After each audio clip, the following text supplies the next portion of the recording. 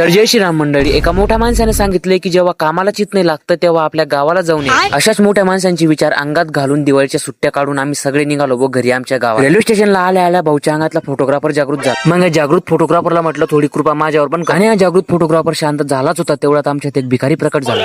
आणि भिकारी एवढा प्रोफेशनल होता की त्याला कोणी 10 रुपये नाही पण 10-12 शिव्या नक्की देत होते.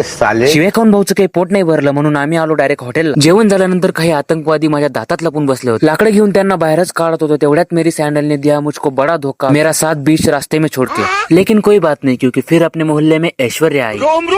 आणि 3 घंट्यापासून जिची वाट बघत होतो ती पण आली आणि कुत्र्यासारखं झपट्ट्या मारून आम्ही पण आमची एक गल्ली ताब्यात घेऊन गेलो. आणि आमच्या गल्लीत ते दुसऱ्या गल्लीतलं कुत्रा आल्यामुळे आम्ही याची हळद एवढी गंदी केली की भाऊने डायरेक्ट गल्ली बदलून घेतली. त्यानंतर आमच्यात पण विवाद झाल्यामुळे जागेसाठी युद्ध सुरू झाले. पण थोड्या वेळाने दोघी पार्ट्यांनी मिळून समझोता करून आणि रात्री सगळ्यांचे ऑफिस बंद पाहून मी पण माझं शटर डाऊन करून घेतलं. आणि जेव्हा सकाळी शटर उघडलं तर गाडी पोहोचली होती भुसावळला. भुसावळमध्ये अर्धी मंडळीला टाटा बाय बाय करून आपण बसलो नवजीवन मध्ये अमळनेर जाण्यास. आणि धरणगावला या 2 जण उतरल्यानंतर थोड्या वेळाने अमळनेर पण आलं आणि शेवटी पोहोचलो आपण अमळनेर. आणि तुम्ही दररोज बदाम खात जा कारण तुम्हाला दरवेळा सांगावं लागतं की फॉलो लाईक शेअर करा.